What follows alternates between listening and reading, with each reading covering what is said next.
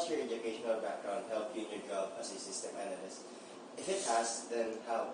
Yeah, it's very important. I'm a graduate of Bachelor of Science in Computer Engineering. It's important. You can be a systems analyst if you don't have solid computer science background. Because it's one of your subjects in school, right? So you will be taught how to design. I'm sure the subject teaches you how to do design, or not. Or the methods how to do the design, right? Because it's taught in school, in my time. You will be taught techniques, how to do systems analysis. And you can be a good IT professional if you don't have solid computer science background. So the successful ones who can do systems analysis, big systems analysis for big systems are the IT, with solid IT background. The people with experience remains as programmer.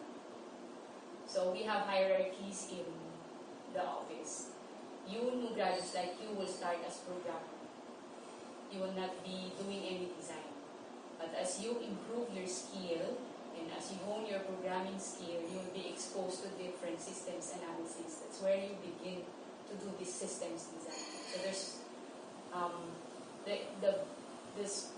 what you've learned in school is very important because you can apply that at work. So you really have to understand what is systems analysis all about. Unless you want to be a programmer forever. Diba? So it's very important. So what is the main task of a system analyst? Systems analyst, we have, as I have explained, we have different levels in the office. For young people like you start as programmer, and then you become a senior programmer. After that, the next level is a systems analyst. Actually, I'm not a systems analyst. I was a systems analyst in the past. I'm an IT leader now, an IT executive. I manage the team of programmers, system analysts, project managers, and department heads. So,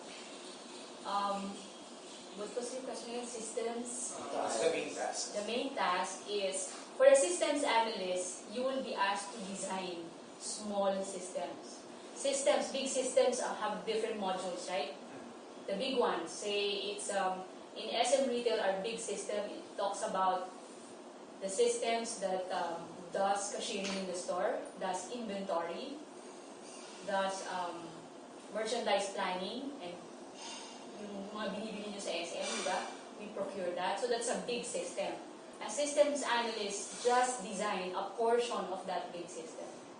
So if you want to design a full system, you have to be a solutions architect. So after being a systems analyst, you become a systems architect or a solutions architect. A solutions architect also reports to me because I'm a vice president in the office. So my team of application developers consists of programmers, systems analysts, solutions architect, project managers, and all. So that's actually your career path, no? So if you want to pursue more design work in the office, your last career path, which is a very senior post, is a solutions architect. So a systems analyst is just designing a small program. A solutions architect is designing huge programs, big programs. So that's the hierarchy. You become a systems analyst if you know already how to master the programming tool, and you understand databases, you understand process flows. So we have many systems analysts in the office because we have many projects. And those systems analysts reports to a solutions architect, and the solutions architect reports to me. So that's that. How many years does it take to be That's a good question. A programmer will stay fast track 1 year. If you're very good in programming, whatever complex algorithm we give to you, if you can program, you'll become a senior programmer in 1 year. In 2 years, if you're so good in programming and you understand databases, process flows, you will study this in school. Process flows, databases, interfaces design, then you can be a systems analyst. 2 years, 2 to 5 years, you can. If you're so good. That's why the job in IT world is very rewarding because you will get promotions quickly if you're good. If you're not good, you remain as a programmer. Our world is full of, our environment is highly pressured. You work like a student in the office because you will be given deadlines. If you cannot give me the program code, say the program code estimate is meant for 2 days. Okay, Gabi, program this in 2 days. This is the problem. And you can give it to me, I will fire you in the office from work. What if we're not good at programming and we're good in the design of the system? You cannot design if you don't know how to code. That's my point. I mean, if you're good in logic but not in programming, what would happen to you? You're good in logic. If you're good in logic, you should be good in programming. But Because you cannot do logic if you don't have no programming skills. I mean, I can say you will have logic, yes. But how are you going to translate that to a code? So how can you speak to a programmer if you just do logic and he's the one programming? How can you assist the programmer? Because the systems analyst role also helps the programmer to fulfill the code. My point is, at least in my practice for 20 years, you cannot be a systems analyst if you don't know how to code. I will never allow you to do that. Because you will not be able to help the programmer if you don't know how to code. Because you will mentor the programmers, right? You will tell the programmers, this is how I want things done. This is how I want you to code it. But how can you speak the programmer's language? How can you communicate to the programmer if you don't know how to code? That's the first step. This next question. Do you think every organization should have a systems analyst? Yes, that's actually part of we maintain pools of programmers, pool of systems analysts, a few solutions architects. Not everybody can be a solutions architect, even if you're qualified. Because solutions architects are rare breed in the office. So that's a coveted role. So if you have many systems analysts in the office, one of you probably will become a solutions architect in the future. We maintain a lot of systems analysts, if that's your question, because still for me that's a junior role. A middle manager role starts with the solutions architect, and the team leader or the project managers and people like me are the executives in the office. So we manage many projects. We manage many application development projects. So, ang systems analyst, the ratio is like for every programmer, say for a pool of 5 programmers, there must be at least one systems analyst. So a systems analyst in a way is a team leader because he supervises 5 programmers at the maximum. 3 to 5 programmers in our setup.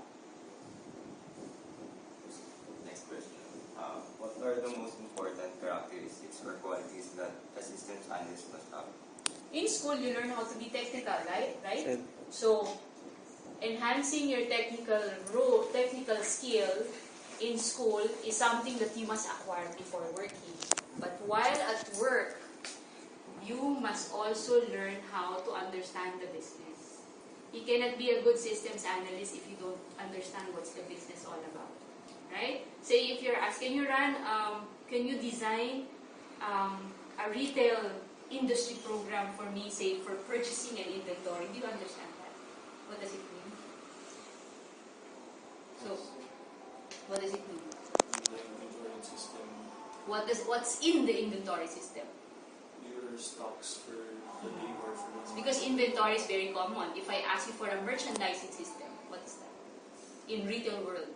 I think it's everything that deals with the business, the sales and stuff, or Yeah. High level, right? But as a systems analyst, you cannot talk that way. Because as a systems analyst, you will be sent out to the business. You will speak to the business owners and you will interview them to understand their requirements. So if you don't understand their language, how they speak, how can you design a system? Right? For every system design or analysis that you will do, you need to understand the business requirement. Have you heard the word business requirement? not yet. No. No. That is what a systems analyst need to understand before designing a system. You need to analyze, that's why analyst, you're an analyst. You need to understand what is the business asking you to do. They need a system, right? They need an automation system. But how are you going to understand what they need if you don't understand how they operate? So that's why our systems analysts, when you're onboarded as a programmer, we also encourage you to learn the business. You have to learn the ins and outs of the business. If you don't understand that, you will remain as a programmer. Because we don't send out programmers to the business. If I say business, say HR wanted a system. Right? If you're the systems analyst, I will ask you, can you go to HR head and talk to the HR head and understand the requirement and go back to me in the office and explain to me the requirements and the equivalent design systems analysis that you will prepare for HR. So that's so important to understand. That's why our systems analysts are asked to be technical and to understand the business operations. At the same time, if you can speak well,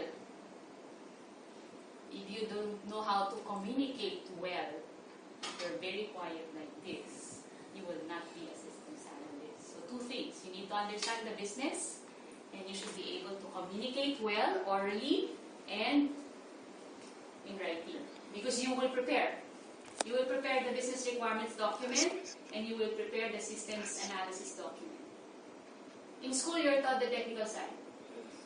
They will not teach you about the business. We have management courses.